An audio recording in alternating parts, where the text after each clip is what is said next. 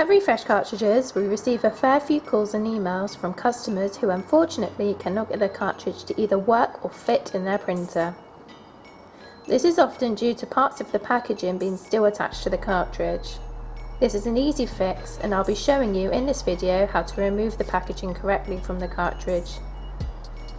In this particular video, we'll be looking at cartridges with print heads such as Canon 540s, 541s or HP 64s. All the relevant cartridges will be listed in the description of this video.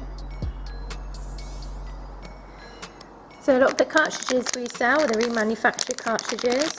In this particular instance, I'll be showing you with a Canon remanufactured cartridge.